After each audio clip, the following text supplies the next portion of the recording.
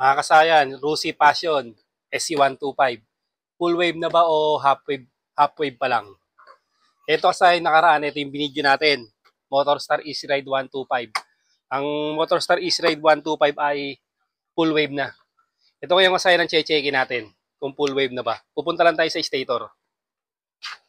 Ang stator niya kasayan ay nandito. Ito. Nandito ang kanyang stator ha. Ito, diretsuin nyo lang to. Diretsuin nyo lang yung wire na to. Yan siya, papunta sa taas. Dito, makikita natin siya rito. Ito siya kasay, no? Tapos mapapansin nyo siya rito ay dalawang dilaw. Yan na, dalawang dilaw. Kadalasang mga kulay ng stator ay puti, pink, tapos yellow. So, tapos pag tinanggal natin dito, tinignan natin yung kulay, diretsuin natin ha. Ito siya kasay, no? Dito tutukan mo to. Yan. Tutukan mo yung kulay niya sa ibaba. Para hindi sila nalilito. Ito. Ang kulay niya sa ibaba, yung katapat ng dalawang dilaw ay yan. Dalawang dilaw sa taas, sa ibaba, yellow at white. Ayan o. Ayan na, yellow at white ha. Tapos, pupunta tayo dito sa harapan. Pagdating sa harapan kasayan, malaki na yung kanyang regulator rectifier. Ito siya. Ito.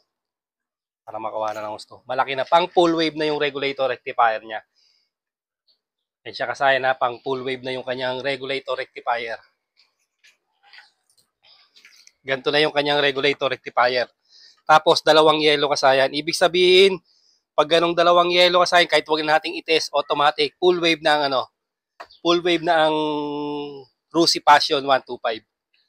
Kaya ang ginawa natin nakaraan, nagpalit lang tayo ng original Liwa regulator rectifier kung gusto nating palakasin yung Yung nakaraang video natin, pagpapalakas ng charging system, magpalit lang kayo nito. Automatic lalakas na yung charge ng inyong Rusi Passion. Kasi yung stock regulator niya kahit full wave na ang motor nyo, kung ang regulator nyo naman ay mahina magkarga, kulang pa rin sa karga yung inyong motor.